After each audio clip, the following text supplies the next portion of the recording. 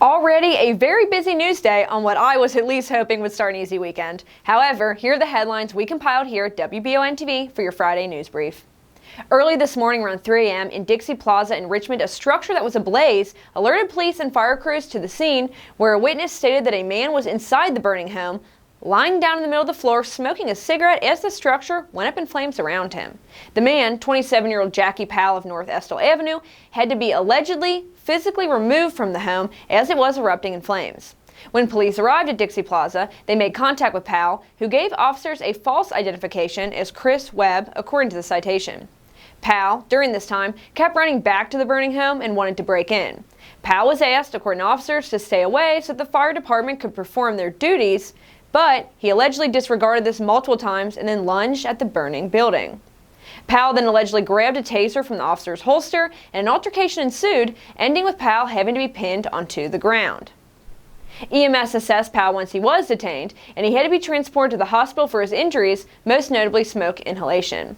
It was not until he was in the hospital that it was revealed that Powell had given the false identity. After being quickly treated, he was transported to the detention center and charged with third-degree assault on a police officer, disarming a police officer, and theft of identity of another without consent. Arson charges could be forthcoming as well, as police are currently investigating this scene, which is heavily damaged, as you can see in the footage right here. Richmond Fire Department notes that this fire is in fact suspicious, and an investigation is underway with criminal charges possibly pending. KSP is in charge of performing the preliminary investigation for arson. Richmond Fire Department said that all occupants did, however, get out safely.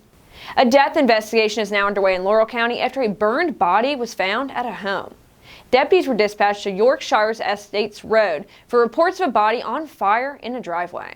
When they arrived, officers found the deceased individual who had been severely burned. Police report that the investigation is underway to determine the circumstances of the death.